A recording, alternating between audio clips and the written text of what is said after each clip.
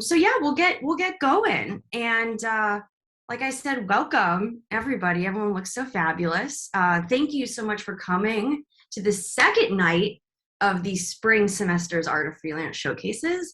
For those of you who have not been to one of these before, what you are about to witness is the culmination of a 10-week workshop where we all did a series of exercises. We identified some really big goals, and then we broke those down until we landed on one singular project.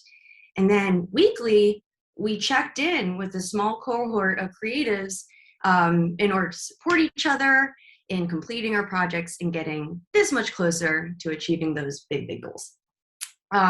Please note, though, that some of these projects are still works in progress, and that is totally okay. We believe it is just as important to celebrate the path, not just the final shiny object. It's the journey, not the destination. You know what I mean? So strap in, because this is going to be a fast-paced evening of presentations. Each person only has 3 minutes to show what they've worked on for 10 weeks. So obviously that's not a lot of time.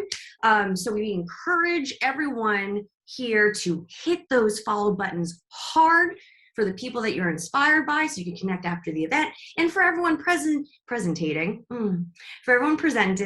be sure to plug your socials, your website, if that's not already in your presentation, because we all want to stay in touch. So without further ado, I believe one Miss Jackie Capozzoli. You got it. I'm drinking Italian wine, so let me just blame that. But thank you for being here, and kick us off. All right, everybody. I'm going to share my screen and we'll get this started.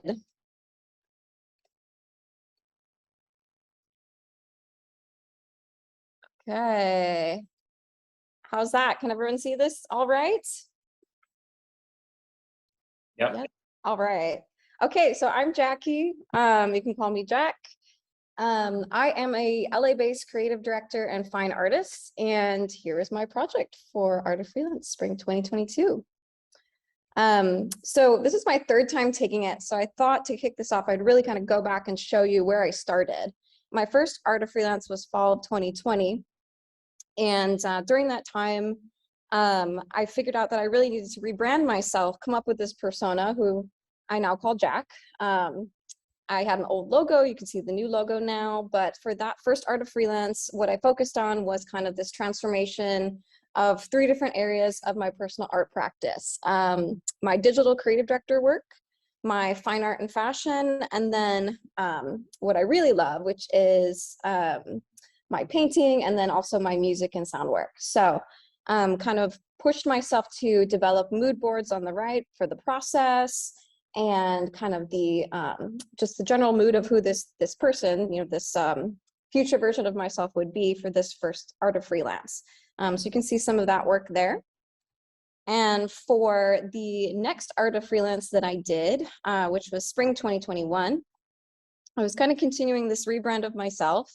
However, I realized that my when we did our exercise where we kind of find out where we need to start, I realized that my focus was more music, and I really wanted to develop myself as a musical artist. So I challenged myself to develop a mood board for that, created this new logo. I took some self-portraits with my guitar, put myself on the cover of Rolling Stone, anything that I could do. Like, it's photoshopped, of course, but anything that I could do to really push myself into imagining this future version, these goals that I wanted to accomplish. And then I did some sound and video tests for that Art of Freelance. That was that process.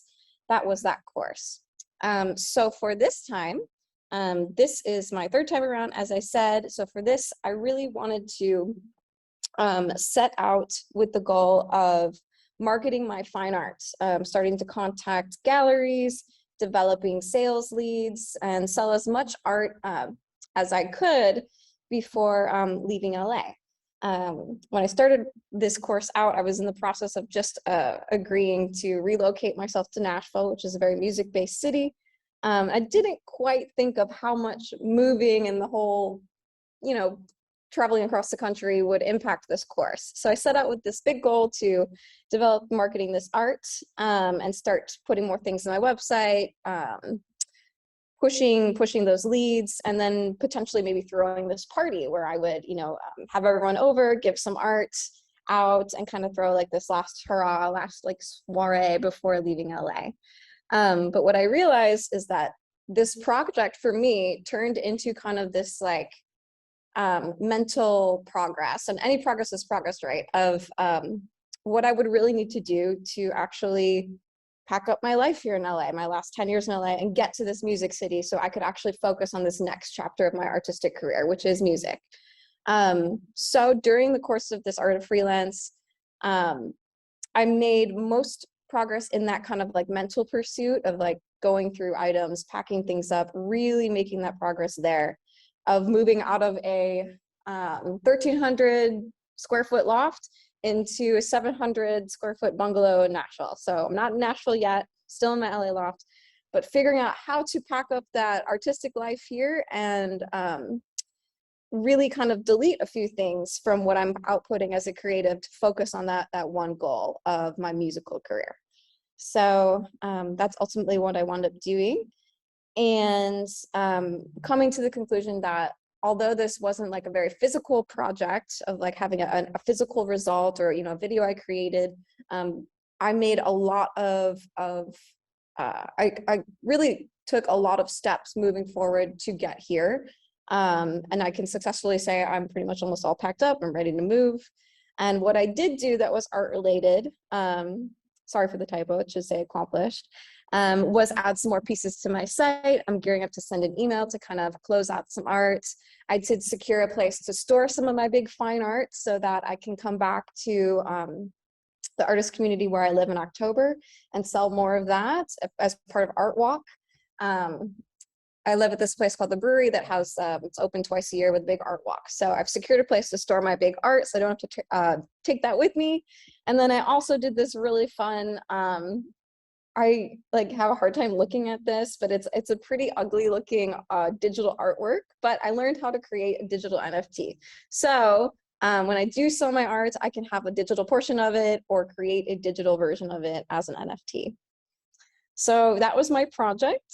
And thank you so much for your time and for letting me tell you about my progress during this course. You can follow me on Instagram at Jack Studios, and you can find me through my website, jackiemac.com.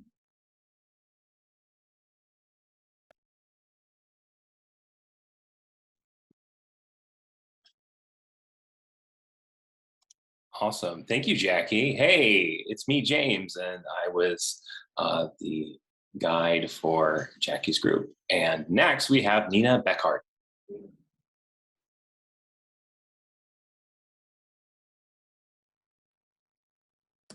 Looks like Nina might be running a little late, James.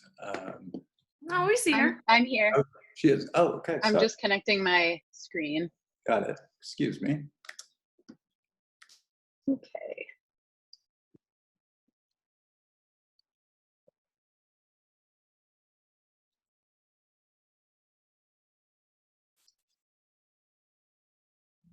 Can you see that okay? Yep. Great. Okay. So my project is called Interviewing Future Selves. It was a project that I have been thinking about for a while, and my group actually really helped me commit to doing it. It's not fully complete yet, but I made certainly more progress than I could have done if I weren't in Art of Freelance. So I'll tell you about it. So ideas live in our minds until they don't. When we speak our ideas aloud, they change. When someone else speaks our ideas aloud, they change even more. I believe the essence of this change is possibility.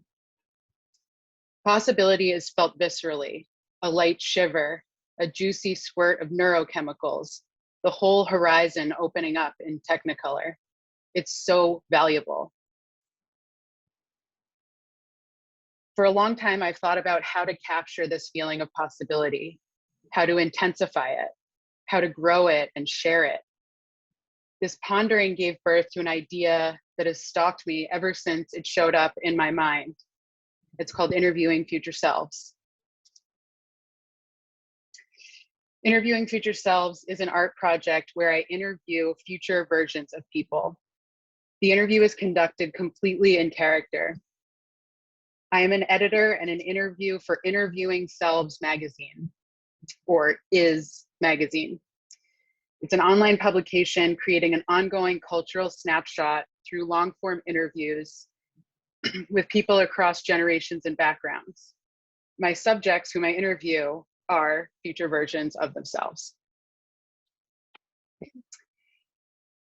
So once my subjects who I asked to do this would reply affirmatively, I emailed them as current Nina to set up a 45-minute chat. During this call, we explored all the different future versions that they could possibly be.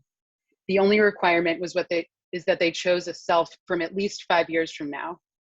Other than that, this self could be anyone, a super idealized self, a version of themselves that they never want to become, a self that is pretty similar to who they are today, a radical left turn self living as someone completely different or doing some completely different work, that person with a different gender, maybe a grandparent or a parent. They didn't have to know, we could brainstorm it together.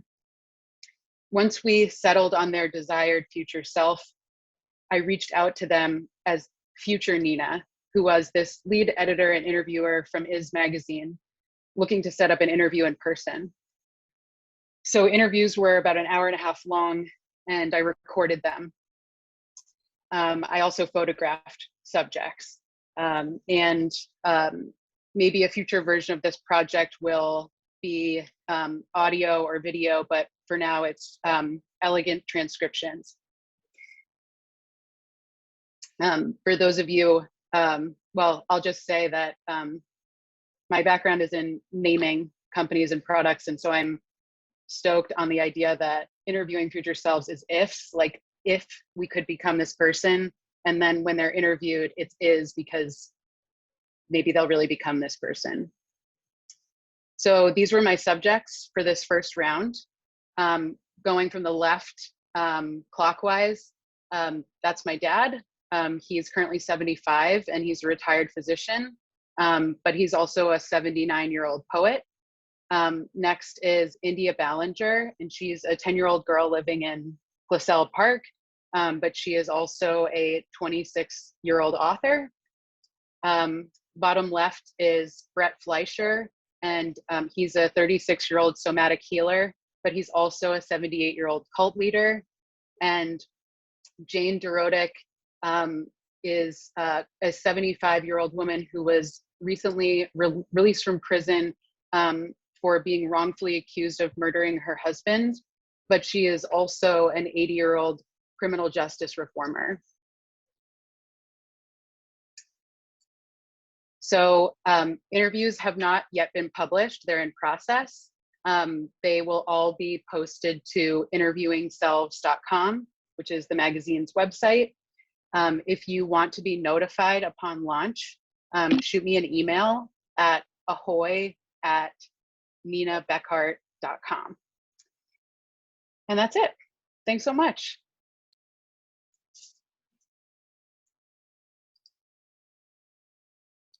Thank you so much, Nina. It was amazing. All right, up next is me, James Pedix. Can everyone see me? So this is my third Art of Freelance, where I worked on a project I'm calling Cuddle Fusion. Is this my email? That's it. Share screen. And I'll just let this video explain it.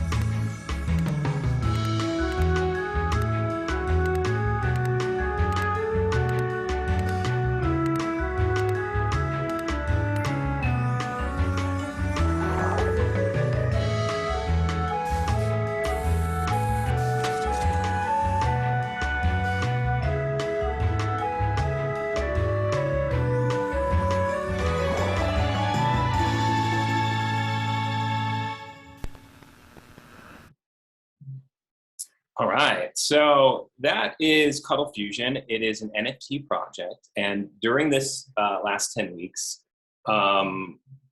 me and a team of a programmer and project manager, we made a whole site. Let me just share this.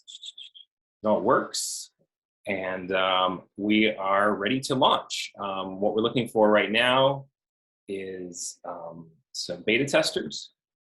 So if you're interested in NFTs, you want to know more, you like cuddles, please check us out. Let's see if we can share this. So here's the website. This is the About page. You can check it out at cuddlefusion.com. It's live. If you want to be whitelisted to beta test, send me a DM on Twitter. We're at Twitter at cuddlefusion. And then you can play and create your own cuddles. So these are randomly generated cuddles that I have. And they, unlike other NFTs, they have function. So we made an app where we can swap different parts. So once you like that, that goes on the Ethereum blockchain, and now your cuddle is switched, it's swapped. The other thing you can do is you can fuse. So if you like to pick any two cuddles, go down to the fusion chamber, you put in a token,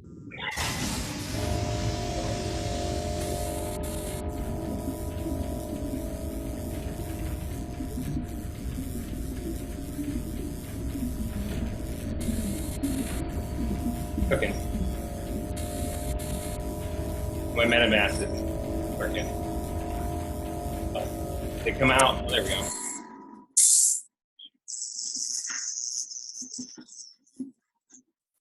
Lovely.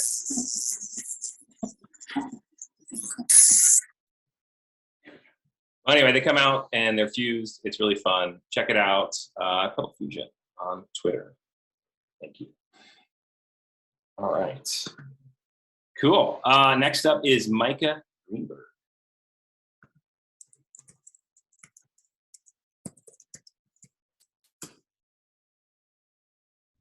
Great, I'm here.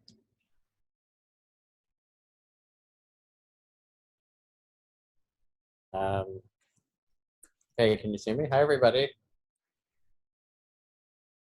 This is so fun. And Dory Greenberg, fellow Greenberg. Love it. Okay, so I'm talking about something that I set out to learn about in the course of Art of Freelance, and I still know very little about, which is NFTs. So I'm sure you've all heard of NFTs. A few of you might vaguely know what they are. James knows more than I do, and I'll show you sort of the process that I've been through. So, can you see this cover page of a keynote presentation? Yes. Great. So my first response was, NFTs, isn't it exciting? And don't people seem excited? But what the fuck? So this process goes from learning to minting, minting being the term for actually creating an NFT and putting it on a marketplace, putting it up for sale. So why NFTs? Sort of three reasons. By far the main reason, persistent friends. So a couple of friends, including, I don't know if he's on here, the creator of Art of Freelance, who just would not shut up about NFTs. I say that with love. It was real enthusiasm. I was not interested, and then I just couldn't ignore it. I had no choice but to kind of really dig into this myself. Another big reason, professional interest. So as a branding marketing expert, this is enough of a trend, Web3 in general, NFT specifically, that I felt I couldn't afford to turn a blind eye. I couldn't afford not to learn more. And creative pursuits. So NFTs as a platform for artwork and for artists was really interesting to me, had meaning for me, and potentially for myself as an artist too. My first response in the first part of this process, as I started to learn more, I was just overwhelmed. So these are pictures of like the faces that I made early in this process. So I didn't want to see any NFTs. I didn't want to hear about them. I didn't want to talk about them. But NFTs meet Art of Freelance. This is a perfect opportunity in a set period of time with accountability, with some expert perspective to dig into, in this picture, literally, this world. NFTs speak, a huge challenge, a huge early challenge for me, and a challenge, I think, in lots of kind of what felt like at first closed communities. And some of those terms are here. The term NFT, specifically non-fungible token, refers to a thing and an ownable thing. A blockchain is typically used to refer to like a Bitcoin or Ethereum, which you've heard of, kind of almost synonymous with a cryptocurrency. We'll get into a couple more. In navigating this, learning this language and navigating this world, I found some specific resources especially helpful, in addition to a lot of Googling and whatnot, listening to podcasts and other things. NF Tuesdays is a series of events on Tuesdays that I hugely encourage you to look into and to attend if you're at all interested. One of the things that made me feel more excited about NFTs was just that I got to meet real people at all and be in a live setting at all, right? And engage in ways that were more exciting to me with other creatives, with other kind of kind and curious people. Another gathering place that is helpful, that happens to be the home of Art of Freelance, Hotshot Muffler in Highland Park, is also a very active center of LA's NFT kind of universe, metaverse, an NFT gallery with a bunch of flat screens. This picture is taken from one of a handful of NFT shows that Hotshot Muffler has had so far. And another big resource has been James, who is the leader of our, who's the leader of our cohort. And as you just saw, he's done a really ambitious NFT-based project. I'd worked with James before, so I turned to him even outside of our weekly calls, which was generous of him, for guidance. So a tangible step, if you are a fellow creative, and most of you are on this call, and you want to mint an NFT, is first to choose a blockchain or a cryptocurrency. So there are lots of these. I chose Ethereum mainly because I'd heard of it, and because it worked well with the other decisions I'll show you on the next 2 pages. But most of you have probably heard of Ethereum. There's sort of Bitcoin and Ethereum would be the big names. Set up a crypto wallet. So I was drawn to MetaMask as a crypto wallet. This is a place to keep your Ethereum. And mostly it's this cute fox face, but also that I know that it works really well with Ethereum, and especially that it was recommended by the marketplace that I chose to put my NFT on, which is called OpenSea. These are all sort of the bigger name choices within these categories, so I'm doing that deliberately.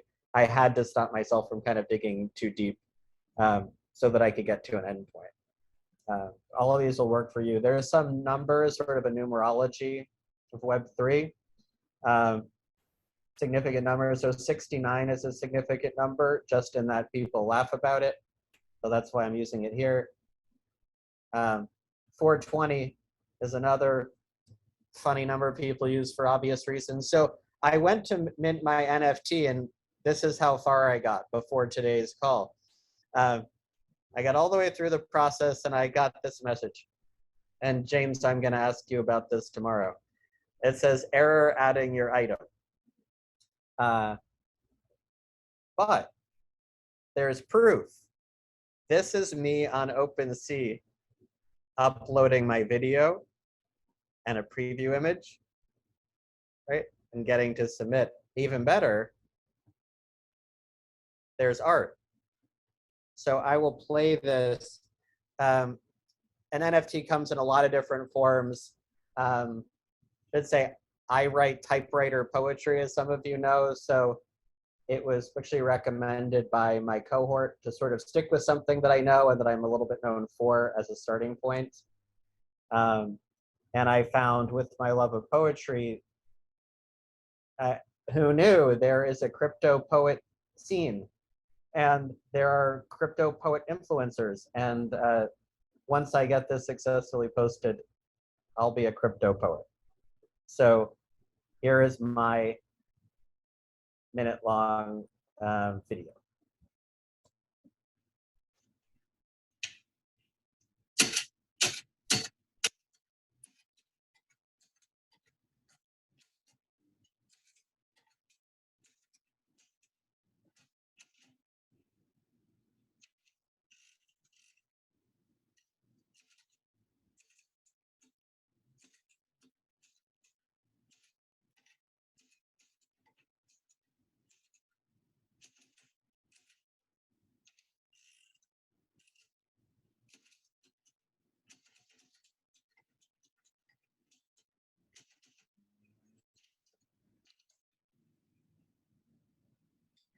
Default of my fault. I tug of war old tethers, terrified and free.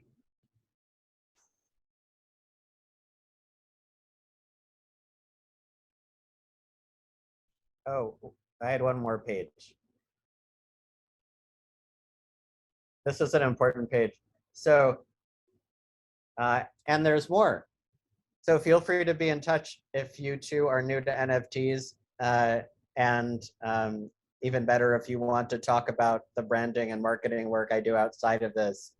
I'm consulting now as a brand strategist and storyteller. So feel free to be in touch about that or this project. Thanks so much. All right, thank you, Micah. We should have definitely had you go before me to explain the NFT thing, but I think we all get it, right? Maybe, who knows? I don't know. Huh. But thank you so much. All right, and I don't know where you found that picture of me. I need to Google myself. That's how I found it, yeah. All right, let's talk to Quinn Engel next. All right. All right, so I'm a food photographer and recipe developer.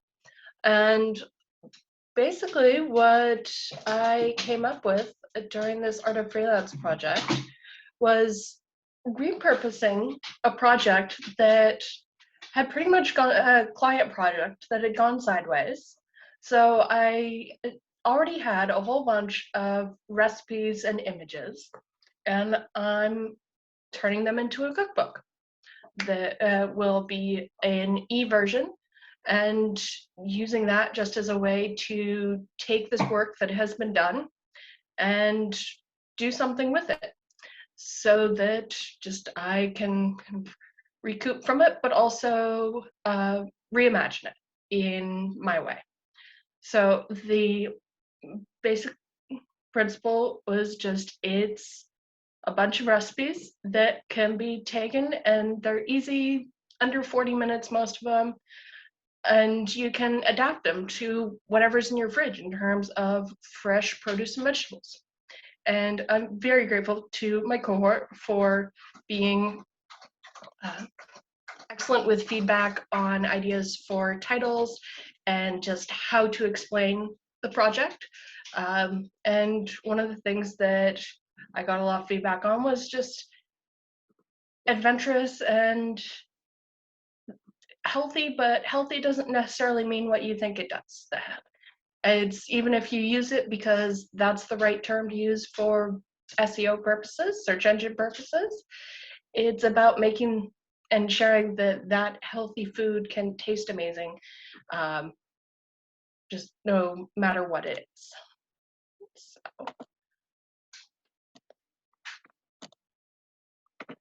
All right, so the book's going to be called Easy Seasonal Eats, with the tagline of adventurous recipes to make healthy food taste amazing.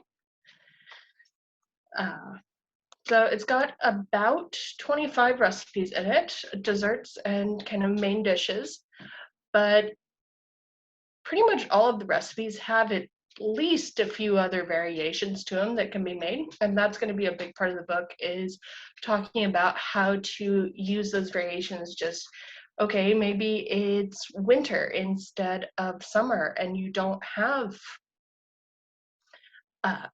fresh zucchini and tomatoes. Well, what else can you put on the pizza? Well, you could put preserved artichoke hearts and sun-dried tomatoes. So that's how all of these recipes go.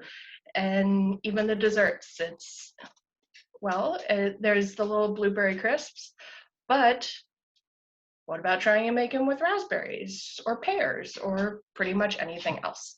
So, and a large portion of this is going to be how you're treating the various produce to work it into the recipe. So they're all easy recipes, but there's so many different ways that you can take them and turn them into something more, something different, to get you out of kind of the recipe rut of doing the exact same 5 to 7 recipes all the time.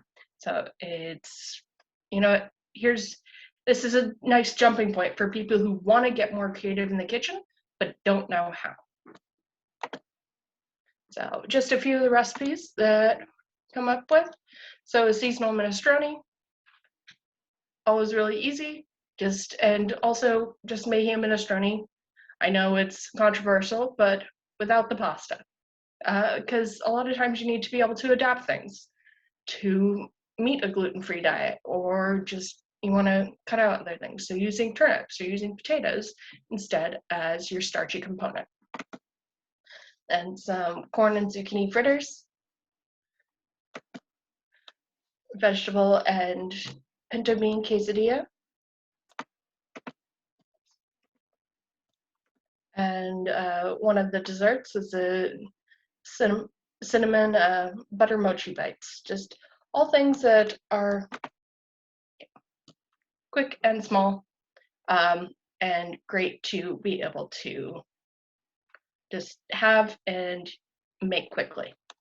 So the book's not quite ready yet, needs a few more rounds of editing, but you can sign up to learn when the book is ready. So let's see, there we go. Just adding the link to that in the chat. So that's it. Yummy, that looks so good. I'm so hungry now. All right, thank you so much, Gwen. All right, next up we have Robert Crawford. Robert, are you here? I hear he has laryngitis, and so I want him to will you share your screen, Robert? And I will read what you've wrote for me. Let's see if he's there.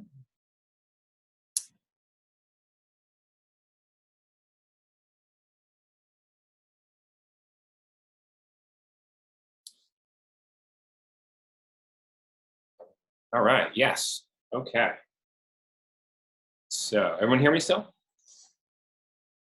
So for my project, I decided to do a photos series inspired by one of my favorite paintings by Annie Lee titled Blue Monday.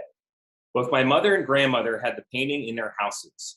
I can recall looking at the photo and trying to understand it. I understood that she was sad and tired despite not seeing any facial expressions. However, it was not until recently I rediscovered the painting that I developed a more profound appreciation of it. I love that Annie utilized body language, color, and tone to convey the sadness we all experienced. So I completed this project as a tribute to the painting of my grandmother that died during this workshop. So this is the painting, Blue Monday, and these are the photos that Robert has made.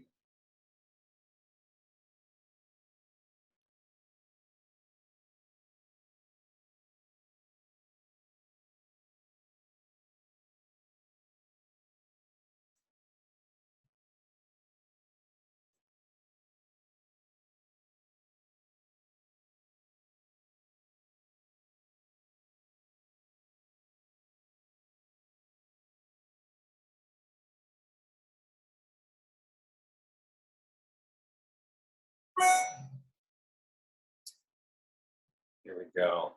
Thank you, Robert. Those were beautiful, and I hope you feel better soon. And that is it for our cohort. Well done. Thank you all for sharing. My name is Ryan Schutte. I'm going to introduce the first person in my cohort, who is Alicia Winter, a photographer from Kitchener, Ontario. Hello, everyone. I'm going to share my screen. So my name is Alicia Winter. I am a freelance photographer out of Waterloo, Ontario, Canada. I studied photojournalism at Loyalist College, and I now specialize in editorial portraits, headshots, and branding photography. My project is called First Blacks. I decided to do this project when I went to a meeting for Black entrepreneurs in my area and learned that one of the speakers was the first Black educator, Dean of Education at Wilfrid Laurier, and it's 114 years, I think they've been around for.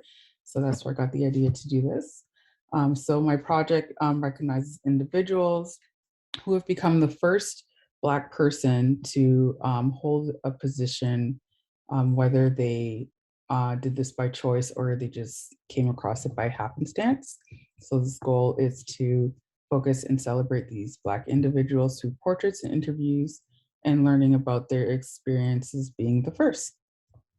So my first person I have, her name is Ingrid Berkeley. She's the first Black female police officer with the Peel Region Police Force in Toronto, Ontario. And she was also the first Black female superintendent in Canada and the highest ranking female deputy chief in Canada. I will place the link for this website in the chat. So I have a few questions that I've asked them. For example, like what they can tell me about their position. How did they feel being the first? What kind of pressure did they have? What they loved about their project or their career and things like that. Ingrid. Darren Hamilton was the first Black recipient of the Juno's 2022 Music Counts Teachers Award that happened this year. He's a music teacher and university instructor.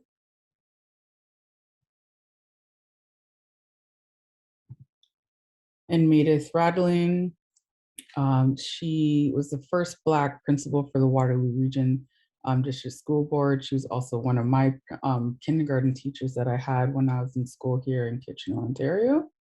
She is now retired.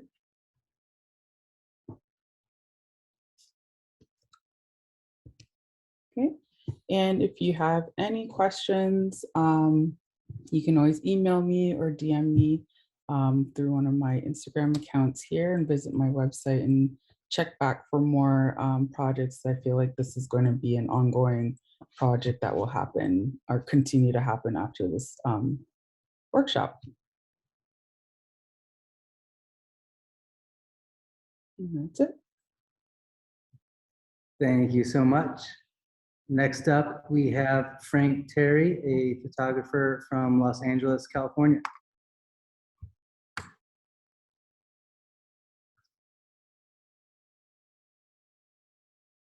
Frank, we can't hear you.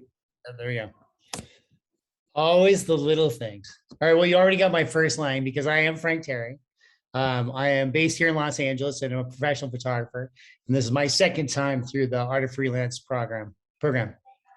And I used, here, let's go ahead. I'm going to start the screen share. There we go. There we go. And I used my class time this time to put together, edit, and revise, and shoot a little bit at the very end, a little bit more of a long-term project I started working on during the pandemic. It's a series of images documenting the growing regions of the southern San Joaquin Valley.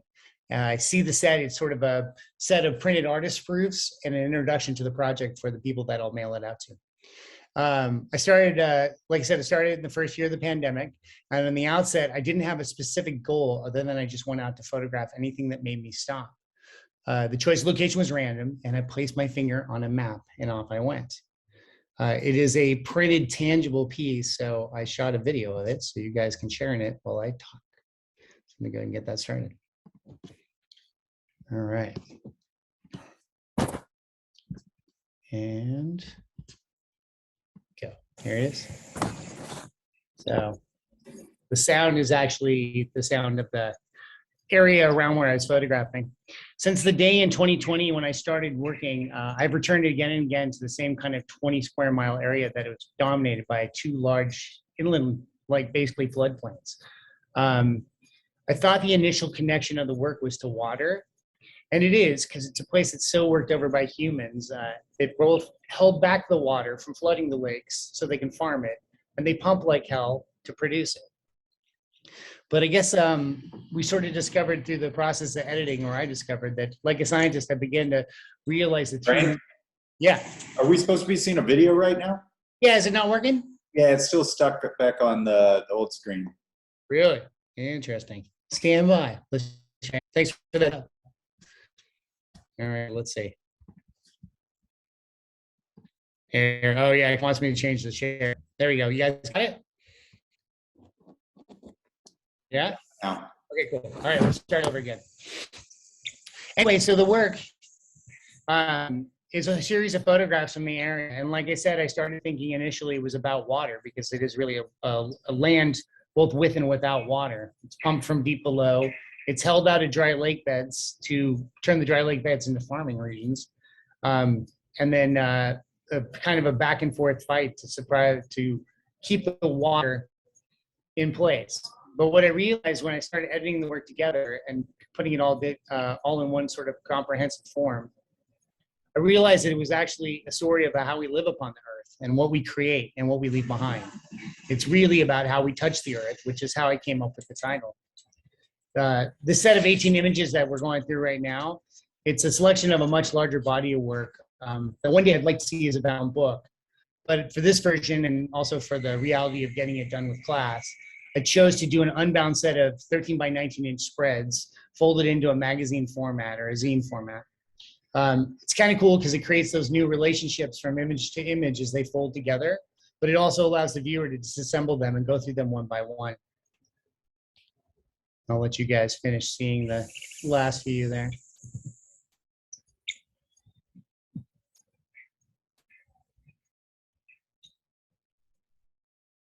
I'm hoping to continue this project and add a little bit more human element as well. It does seem that the farming up there is very low labor.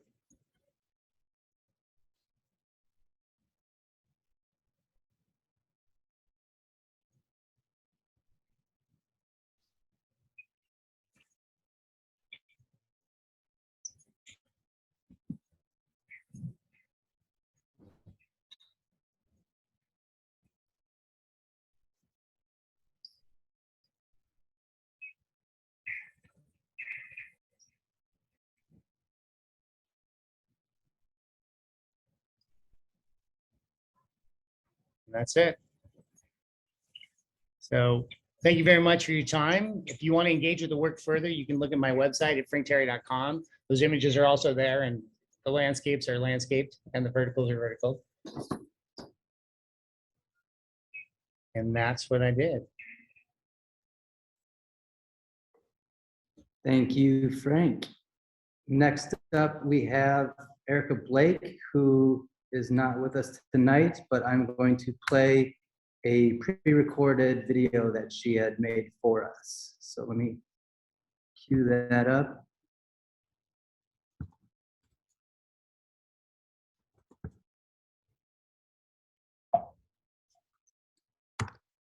Everyone can see that? Yeah, let's get.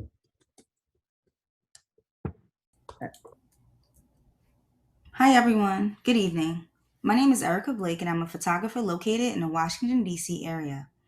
During this time, I will take a few moments to bring you through different stages of a relationship through a queer lens. Truthfully, I didn't put together that our presentations were taking place during Pride Month, but that just makes this even more special. I believe it's important to have representation, and I strive to use my lens to share stories that are often pushed to the side. Each color represents an emotion, and I know 3 minutes is not a lot of time, but I'm excited to share this project with you. I will be posting the images to my Instagram and website in the coming days for those who would like to view them later. Now, this part might be a little awkward, but I won't speak as I go through the slides because I want you to feel whatever emotion that comes to mind. Once you take a moment to feel, take a look at the bottom and you'll see what I felt and my intention behind it.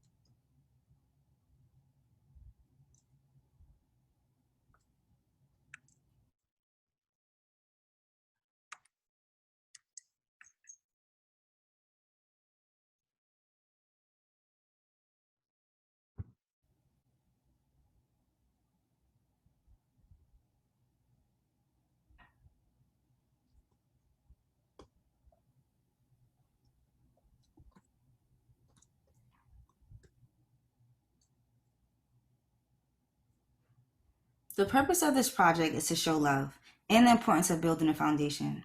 Through communication and patience, anything is possible. I want to give a special thanks to the beautiful models, Tranisha and Kiana, for their willingness to share themselves for the project. Thanks to my cohort for helping me flush through my brain that's normally all over the place. And thank you, Art of Freelance, for this opportunity. It's been life-changing, and I've met some amazing people. I leave you with this challenge. How will you be more intentional in celebrating the lives of underrepresented communities year-round? Please take a screenshot of my information and let's connect. If you know someone or you're connected with organizations that lead with intentionality, please let me know, as I'm always looking to capture for a cause. I look forward to building with y'all. Thank you for your time.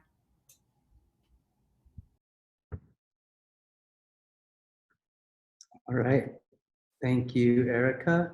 Next up, we have Ike Ibaka. You see Ike here? Yeah, I'm right here. All right. All right. So my name is Ike Ibaka. I'm based in Hartford, Connecticut. I'm a cinematographer as well as a photographer. And for this project, I decided to focus on photo as part of a larger project. Let me just share my screen.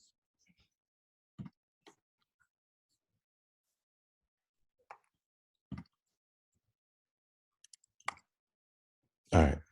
So the name of the project, as you can see, is called Here is Holy.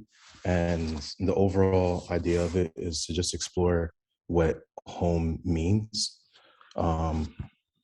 Basically, I'm exploring the idea of home as it being within the subject as a spiritual or emotional experience versus being tied to a physical location. For me, the idea of home has always been on my mind.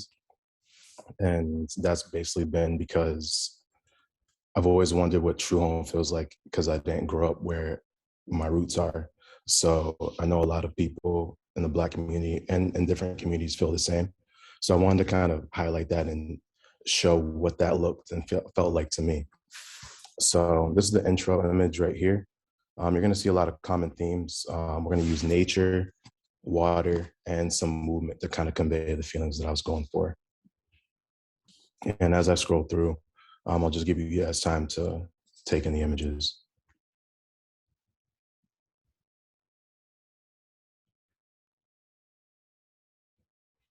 This first image was from the initial project called Far From Home, which I used as a prelude into this series.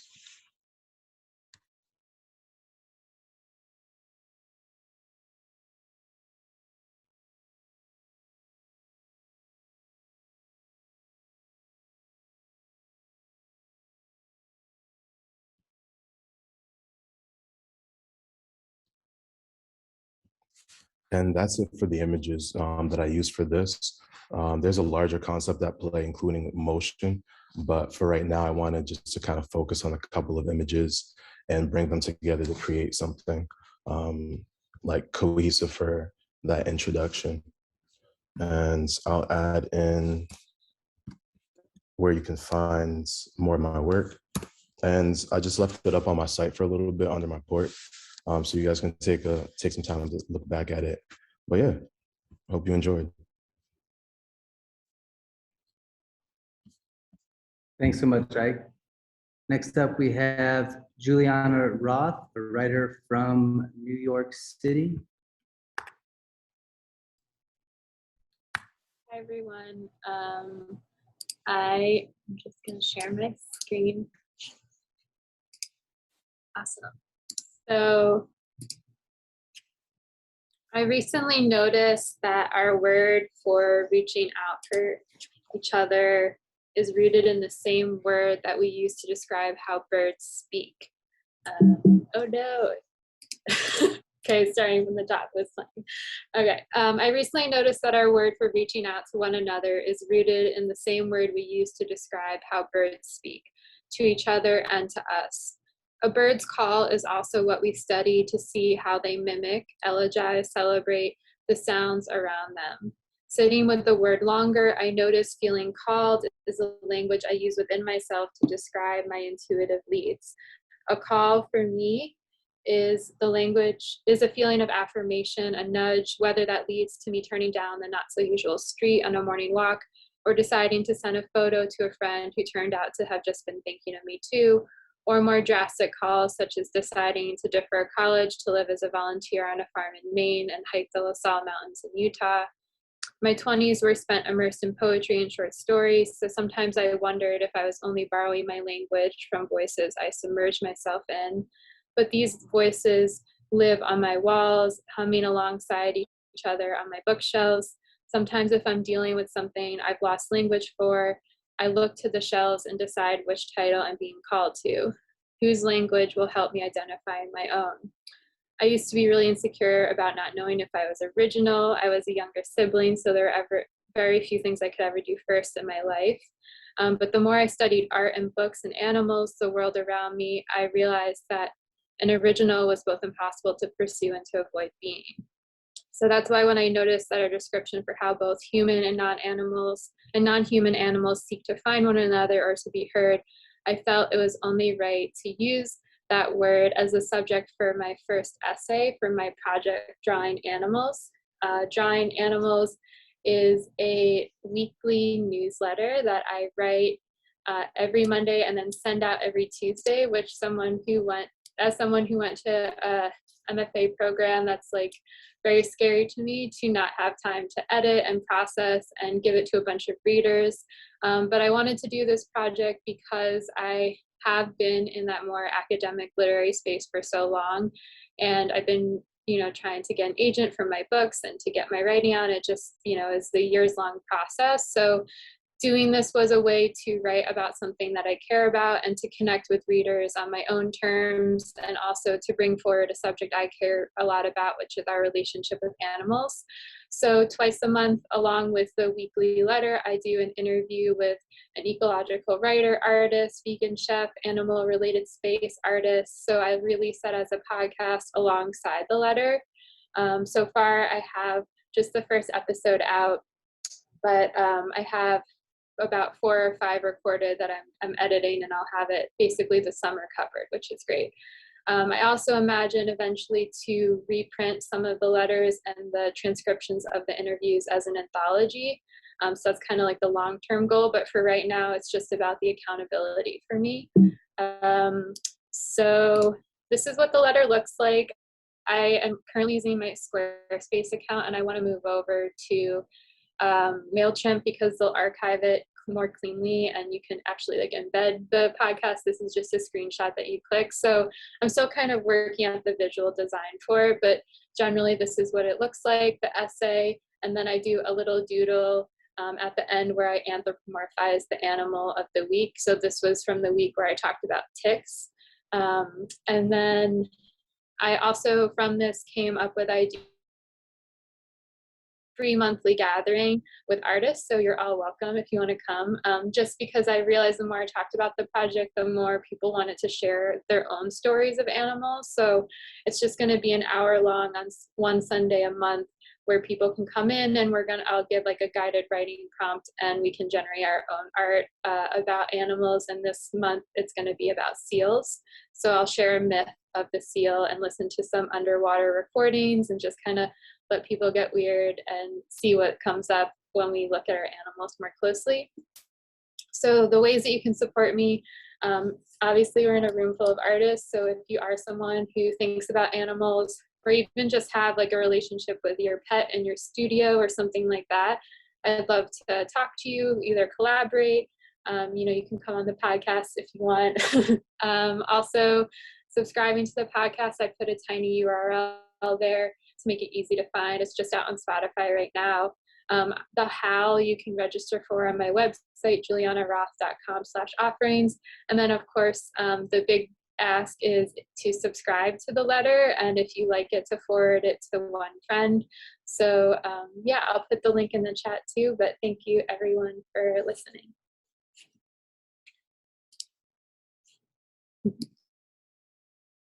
Thank you, Juliana. Next up is Maya Nicole Jordan in Philadelphia, Pennsylvania.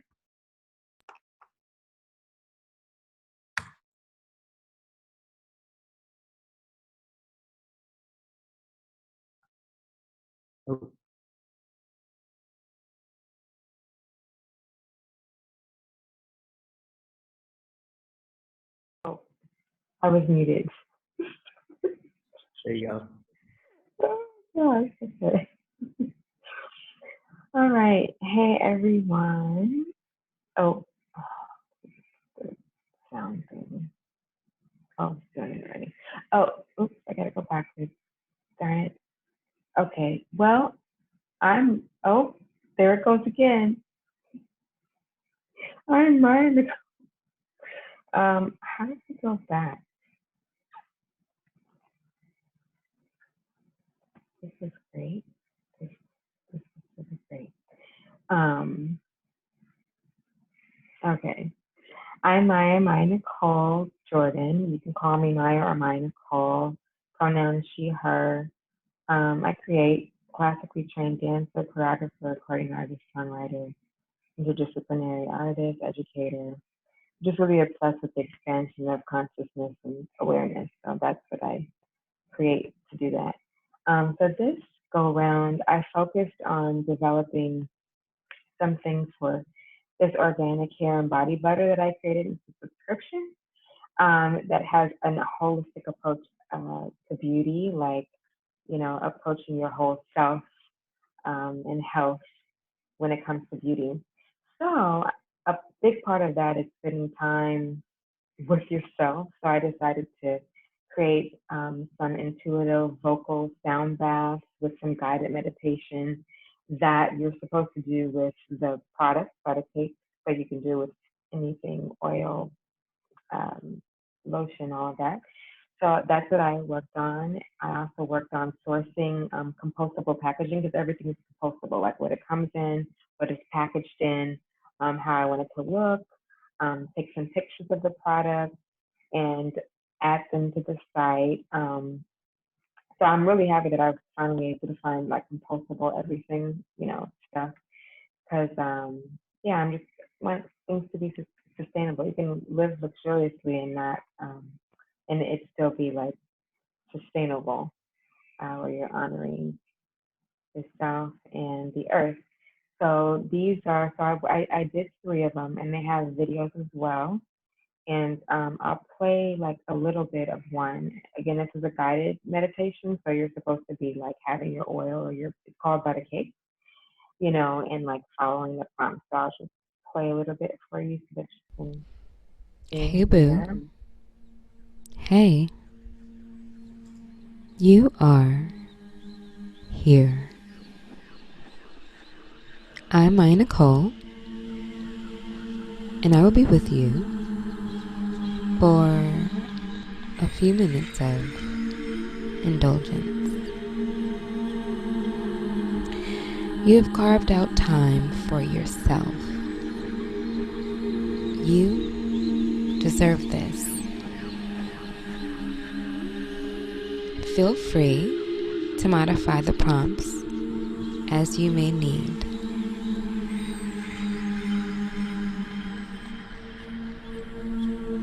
It's time to indulge. So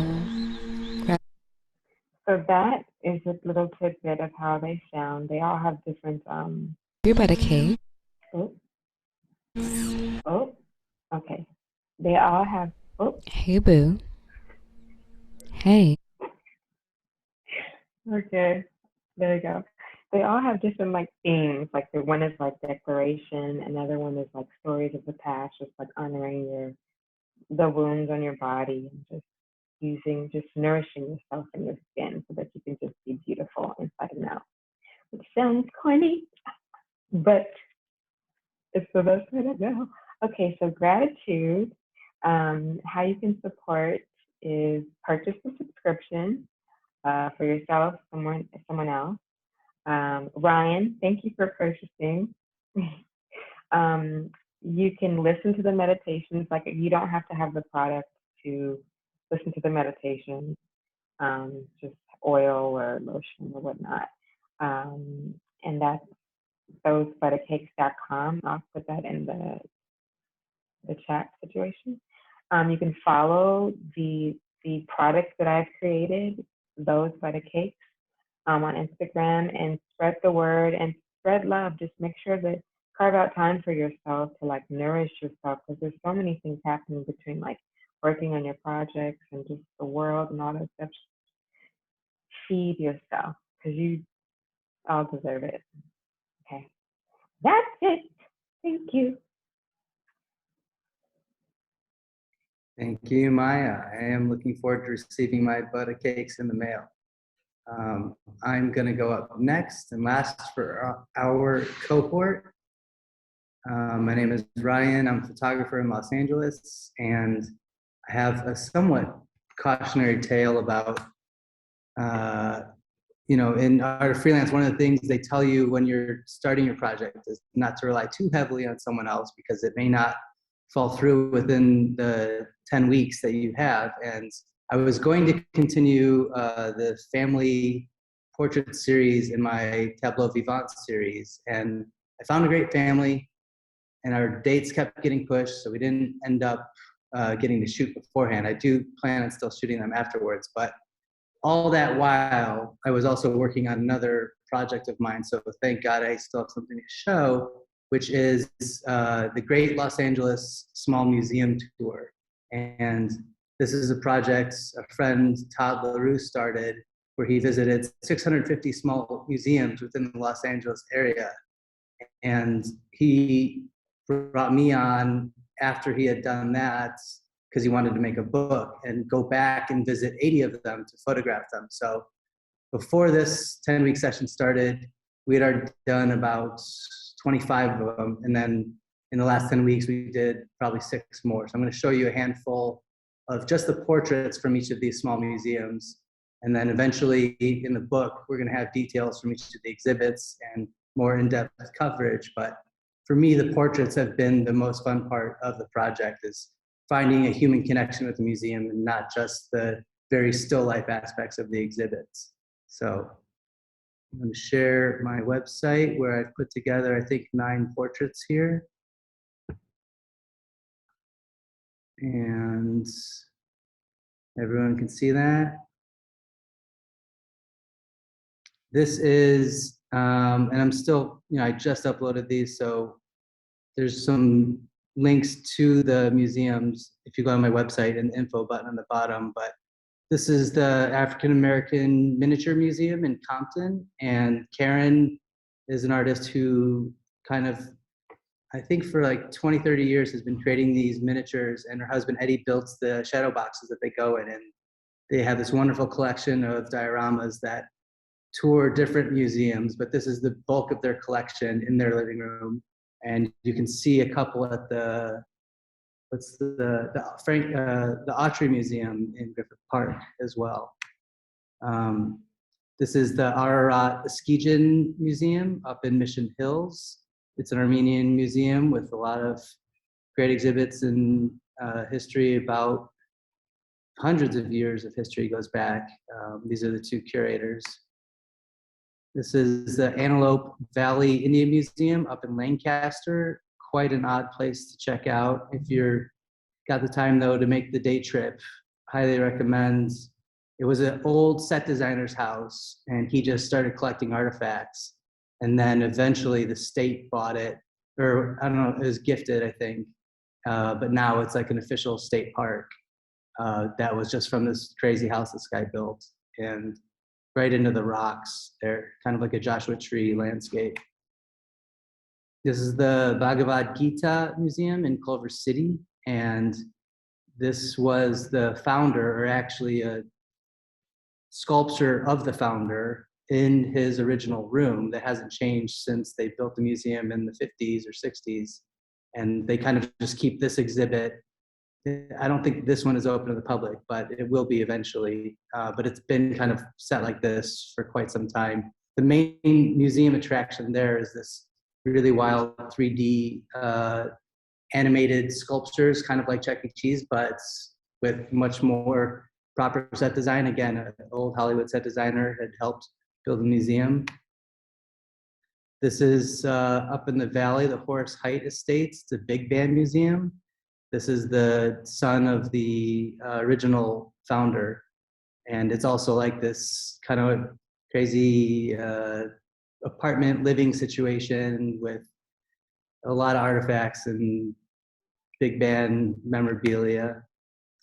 The Museum of Jurassic Technology is one that comes up very often when people ask, when I tell them about the project, and they ask, did you go to that one? And of course, we didn't want to miss that one. It's one of my favorites for sure. This is just one of their exhibits, but you could get lost in there for days for sure. The Parsonage is that church across from Echo Park Lake. It's interesting religious institution. And there's a lot of controversy around the particulars, so I'll let you kind of figure that one out for yourself, but visually it's a stunning place. The Valley Relics Museum up in, I don't know, Van Nuys or somewhere around there. Mostly neon signs and other mid-century history. And then the Watts Labor Community and Action Center in Watts. This is an amazing place with theater sets and all sorts of history about the conception of the place and how they keep it going. And it's just a great in-depth view into that community and culture. I think, and that's it. So thank you so much.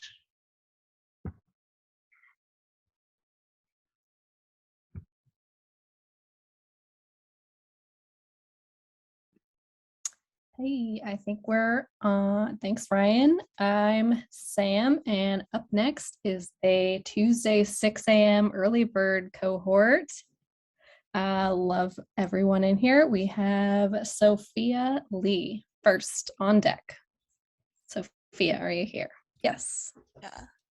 Hi, I'm Sophia. I'm a food, lifestyle, and travel photographer from Boston. And yeah, for this workshop, I was working on a project that I started last summer. Well, the idea came to me last summer, but I didn't really conceptualize and put a plan together for it until this workshop. And tentatively, it's called Slower Still, and it's a photo series about slow living. And I don't have too many images sequenced and edited yet, so these are on my website. I've shot a ton, but I just haven't gone through it. But these were taken while I was traveling in Denmark, and basically what slow living to me, it's a mindset about being present and kind of going against the hustle culture and the glorification of like productivity and like constantly being on the go. That's something I've like fallen into basically my whole life, and it's like caused me a lot of mental health and chronic health issues. So I've really been taking this year and this moment in my life to appreciate what I have and realize that nothing that is truly meant for me will pass me, and that I'm on exactly the right path that is where I should be right now. So these images just really reflect that state of mind I was in, and yeah. And yeah, part of it is just like enjoying more time outside. The sunlight is beautiful. Spending time just away from screens, shutting my phone off when I'm eating or in the morning, trying to not look at my email. But yeah, that's all I have right now. But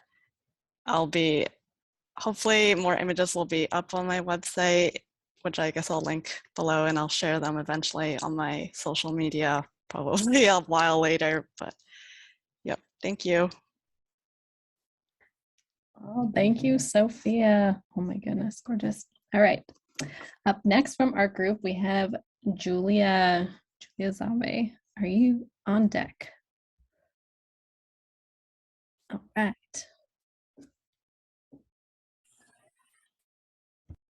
Do I go?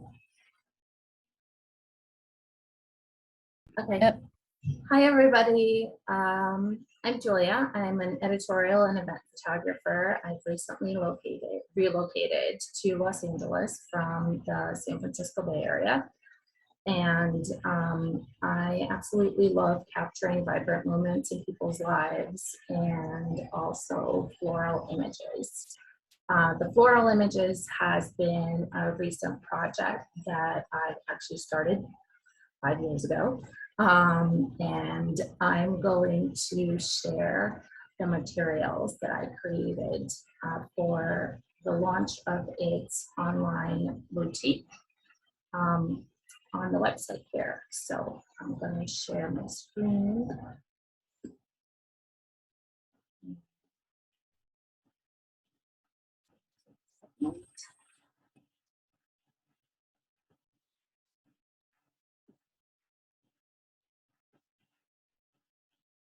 Okay.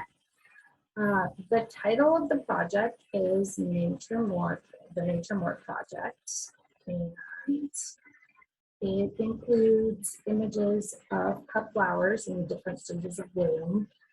I believe that they're nature's perfect masterpieces that reflect beauty, vibrant color, and transforming texture. So playing on light and darkness and emulating the dance between life and death, these images bring together the mystical and physical worlds of the flower's life stream that continues as its form evolves. So the site will eventually include an e-store, and under here is a preview of what the limited edition bloom box will include, which will be 5x7 fine art prints that are heavy and go into a display, which is an acrylic light stand, an acrylic stand, and they're nicely packaged, great for gifting. And they come in a plastic flat box with a cross-grain ribbon and a tissue paper. And each print will be numbered and signed.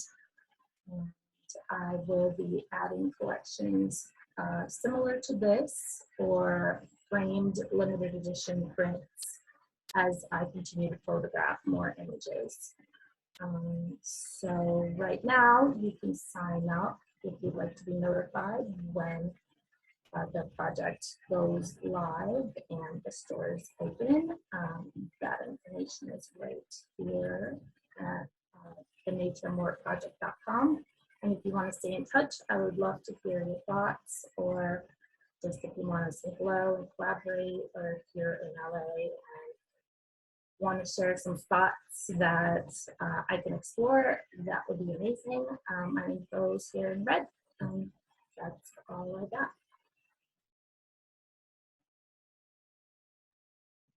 Gorgeous. Thanks, Julia. And up next, we've got Don Rockhead. Mr. Don, on deck. Hi, everybody. Give me 1 second. Okay, there we go. Can you all hear me? Yes. Cool. I'm going to just start by sharing my screen.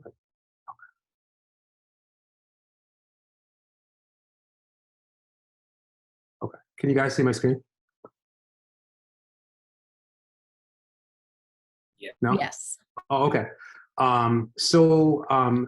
My project is basically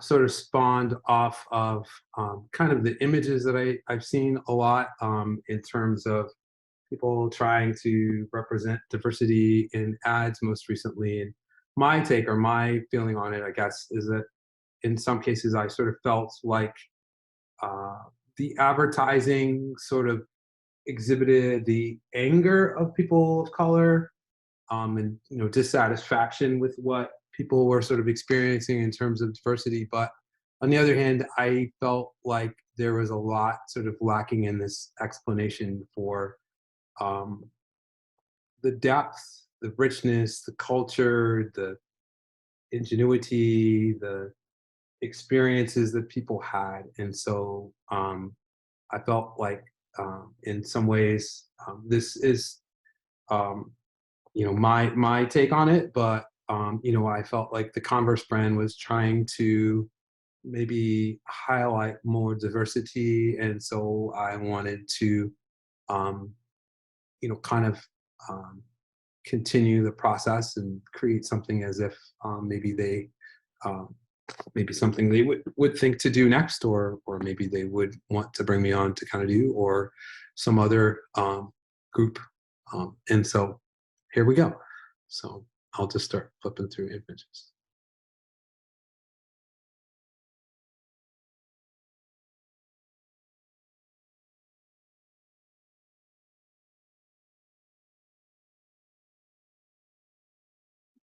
And what I really wanted to capture is not necessarily that people are always joyous or always celebrating or always giddy, but just that I think there's a lot of different ways to celebrate diversity, and I think there's a lot of ways to overcome these obstacles by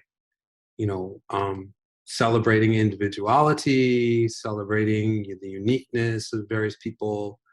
And so the best way to do that, I think, is to just create visuals that help people kind of understand it. And so I was fortunate enough to collect this group of professional models in Boston, and they were willing to participate in the project. And so this is kind of a celebration of diversity and, also a representation of product. I thought that this would be an interesting way to kind of help advertisers, maybe push different ways of looking at how they could still market their products, but also provide a good message at the same time.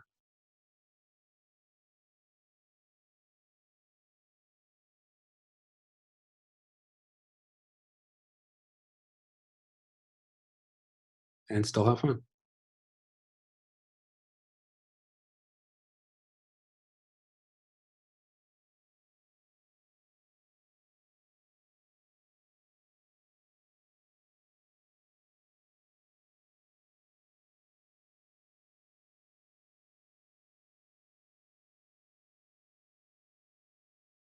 And, just as a side note, it doesn't necessarily mean that there aren't things to be frustrated about. There's a lot of change to be made. And I think we still have a long way to go, but I think just even trying to embed thoughts into people's minds that allow them to think differently is the first way to start. And that's me. It's my project. Does anybody have any questions?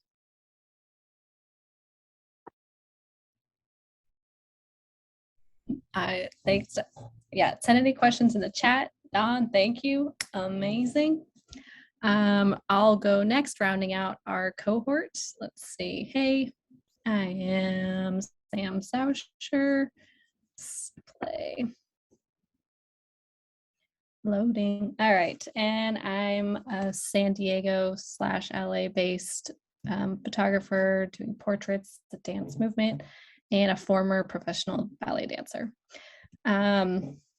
This is Emerge, a freelance tale. Basically, trying to be a freelancer during the Art of Freelance process was putting out a huge fire that popped up. And this is the story of it. So early in the start of Art of Freelance, I had done a portrait session with a beautiful dancer named Tara. And for one of the photos, we did a black swan set. That's relevant later. Then I get a call from the ballet company that I kind of freelance. I'm not in-house, but they're in-house freelance photographer. They say, hey, we're doing a show in June. We need help because we need something to promote it. Do you have anything? P.S. We have a dancer performing with us. Her name's Tara. Here's the mixed rep program. Black Swan is on it. Oh yeah, I totally have a photo. So we go through, we pick this one and we turn it into I turn it into a poster for them. Anyway, so then we push that out into the world. Yay. It wasn't really on that bus stop. And we move forward. One of the pieces is a world premiere from Andrea Shermoli. If you don't know her work, look it up. It's awesome. She was going to come in and we were going to do a new photo session for her new piece once she had a concept and everything. Turns out it took a really long time to pick music, and then she flew in and she started, but then she got COVID, so they had to push everything back like 3 or 4 weeks. So that scheduled shoot with her there was not going to happen. However, the dancers were still available. So I really quickly threw something together, a new concept that was just very basic, minimal. Since the company is Golden State Ballet, I went with yellow. Worked with the same dancers who were going to be in the other one. We created these images for fun, / we'll use them somehow. And these are more of them. It was fun. So we did those. We have those. Great. We don't know what we're going to do with them. Meanwhile, she finally feels better. We come back to the studio. We are now in process of choreographing the new piece. So I'm documenting that. This involves also creating, behind the scenes image, this teaser, YouTube video. Let's see. And we did this. Here's mini snippets. That's John Clifford. He came to set Valse Fantasy. He was one of Balanchine's principal dancers in the golden years of New York City Ballet. And so it was really cool to have him there. More BTS photos. And then turns out there was a use for the images. Article came out and they needed images, so we sent off the ones from the other photo shoot. And originally, so cool to have those be used. Then finally it was showtime. We had no idea what the final choreographic piece was going to actually look like, but turns out it went great. There were, these are some performance photos for Raymonda, Black Swan, False Fantasy, and then this is what the finished product looked like for Andrea's premiere. She called it the Gatekeepers. It was pretty cool. And all this was happening, and it was like a hot mess, but we did it, and I'm proud of the work that came out of it. Thanks for coming to my TED Talk. And if you like photos and dance, follow me on Instagram, but I believe in a curated feed. So yeah, that was my Art of Freelance experience 2022 spring. Thanks. Well done, Sam. Allow me to take it over from here.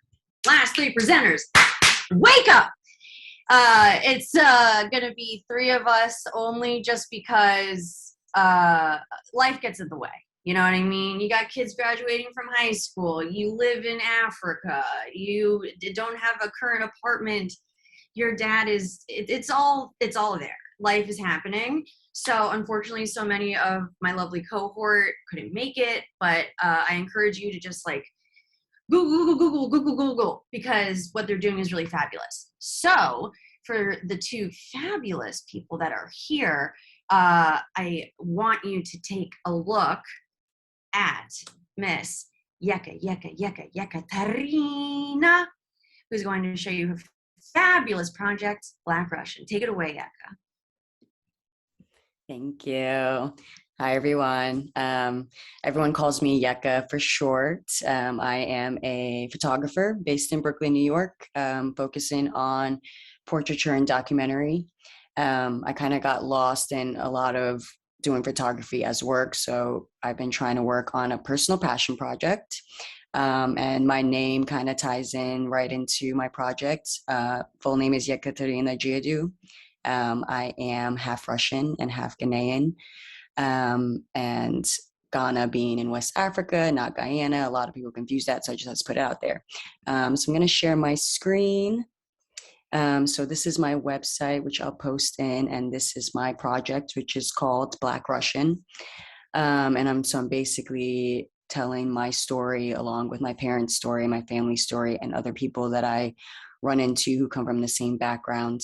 So Black Russian is a personal passion project, documenting my story of being Russian and Ghanaian, while also seeking to share stories of those who come from a similar background. Having felt very isolated and misunderstood most of my life, it's important for me to bring awareness to our existence and to our history. Most importantly, to continue building on this community so others like me can find a belonging. And this is the opening photo, and I'm always like, can you find me? This is a photo of me when I was in kindergarten in Russia, and this was my class. So pretty easy to find me because people don't really know we exist, but we're out there. So basically what I'm doing is I'm using both a documentary and portraiture. And the documentary is going to be photos that I've collected throughout my life from Russia and some in Ghana. And then I'm also using quotes from people that I've interviewed, from books I've read. So like this is a quote from a book that I've read from Yelena Konka, who was a Black Russian Jew. And so this is a quote where she says, "I was always having to explain who I was and how I wound up in Russia. I might have been raised in these places. I might feel Russian in culture sense, but my face told another story." So as you're scrolling through, I place pictures from Russia and Ghana. And so I kind of explain it here that in the documentary, you'll see both Russia and Ghana, Russia on the left, Ghana on the right. And here I, mentioned that I no longer see these places as two different worlds, but instead I kind of see it as myself, who I am, where I come from, and what has shaped my identity.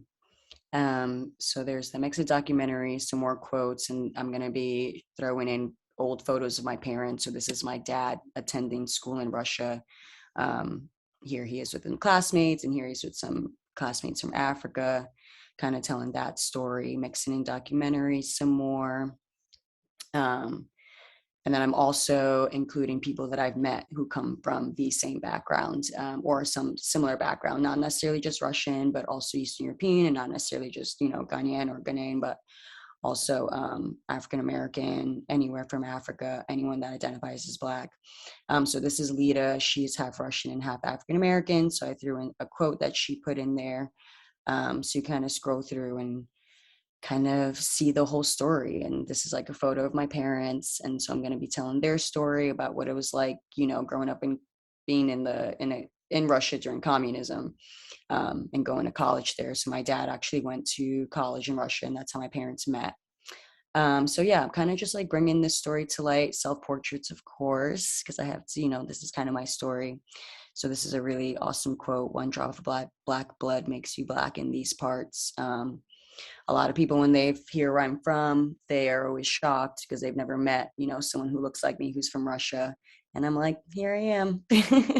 So this is just me kind of like bringing representation, bringing awareness, also exploring my own identity, and my own history.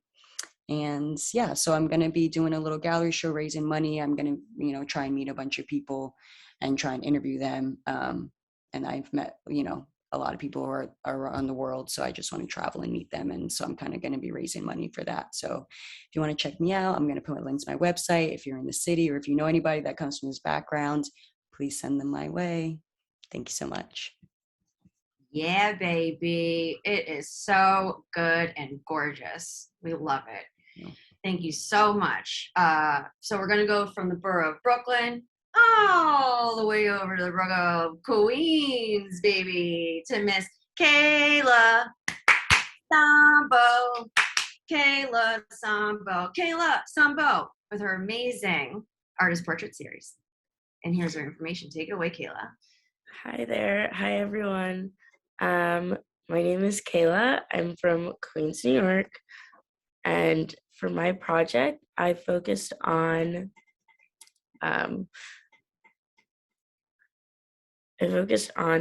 a music artist named Gogo, and she's based actually out west, but she just happened to be visiting the east. So we did some portraits in addition to a video. I'm not going to go through the zine. I will put it on my website because it's a little time consuming since I do have a video, so I'm not going to talk too much, but it's not necessarily a music video. It's more so a video highlighting who she is as an artist with one of her songs in the background, because that was the focus of my project in these past 10 weeks. Just focusing on smaller music artists that deserve recognition and figuring out how to gain that recognition for them before they blow up.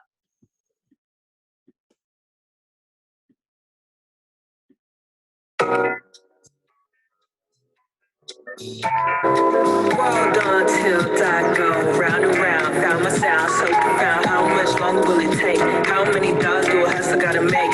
For you folks who start to relate with my case. Time moves slow, days roll on and on, long and wrong. Come on strong, make it back down. Coming back, placate my sentiments, contemplate a sentience. Think ahead, I won't forget if I end up making it. Days that I was in the gutter wasn't really shaking shit. Ain't that some lady spit? Can't be no lazy bitch. Pressure off top, why I can't stop. Things I wanna cop in the shop drop daily. I'm just saying, get down, get up or get down.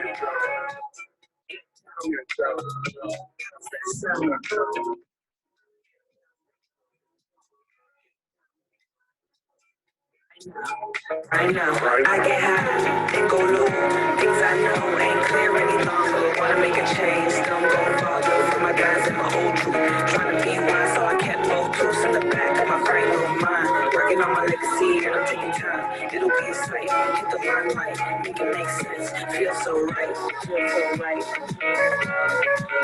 Don't it feel so right? Don't it feel so right? I'm riding on a high, you riding on a high.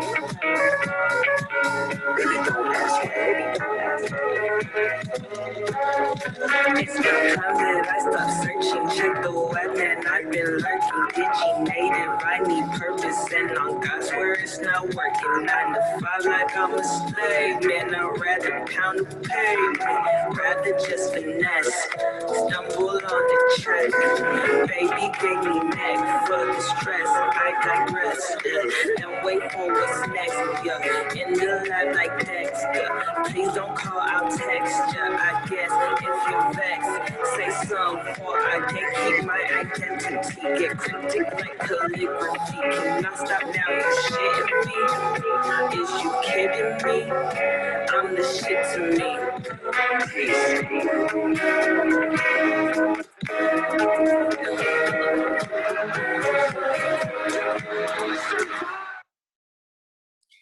Yeah, so that's the video that we created together. Thank you. Yes. Ah, it's so good. This is the first time I'm seeing it. I'm just like, I'm just so proud of y'all. I'm so proud of these two humans, just really, really put their heart into both these projects. So thank you. Now it's my turn. Hi, I'm Dory. Obviously, I'm a comedian. Not because I'm funny, but because I don't care what people think about me, which is why this program is really helpful for me, because I only hold myself to high standards. I started this journey of drinking a long time ago. The very, very first session I did was about 2 years ago, where I launched my talk show. It's a libation-based talk show where the drinks drive the conversation. Here's a little taste. Shall we cheers to crop dusting and craft blood? Thoughty man picks. Put in like special ice. Literally every moment with me is truly a gift. Oh, she really went in, didn't she? You know? Free JoJo. You know what I meant, though. How did you get the right two people that don't like each other? Yeah, you put that kid in the trash bag. Who doesn't like a threesome? This has been Drinking with Dory, and I'm Dory. So that's the insanity of my show. That's from season 1. I did Art of Freelance this fall semester, where I launched season 2, and that's going really well. And it's so not safe for work. I didn't feel comfortable showing y'all, but I highly recommend you check it out. My project that I worked on for the spring was going live. So obviously it's a Zoom-based show. Editing's a big part of it, but I knew I needed to expand into a live format in order to get more people's eyes on it and to sell out as fast as possible, because currently I'm just hemorrhaging money. I was getting that big fat check from old granddaddy Biden, and then that ran out. So trying to find a way to make money with this. And so I managed to organize a live version of my show. It's this Saturday. Crazy town. I have amazing talent like Nathan Pearson, Jay Malsky, Brian Bahi. It's going to be an extravaganza. It's also going to be a Pride weekend in New York City. So I worked with the venue to come up with some pretty cool cocktails. I'm also a mixologist. That actually keeps the lights on in my apartment. So I came up with some fun cocktails for it in order to create some extra promotion. Of course, there's a Boulevardy Gay. What makes it a Boulevardy Gay? It's got a rainbow flag. And sometimes that's all you need to spice up a cocktail. So yeah, if this intrigues you at all and you're in the greater New York City area, would love to see you this Saturday at Drinkin' Live. You can go to @DrinkinWithDory, drinkingwithdory.com, where you can find the link. And this is what the link looks like. You can buy tickets. You can download this picture and draw a little mustache on me, little devil ears, horns, whatever you see fit, really, as long as you pay attention to me. So yeah, I'm just over the moon to have worked with these awesome people. I love Art of Freelance so much, if it wasn't already evident by the fact I've done it 3 times and I'm now a guide. It's a magical experience and one that really enriches you as a creative. So seriously, this is the outro.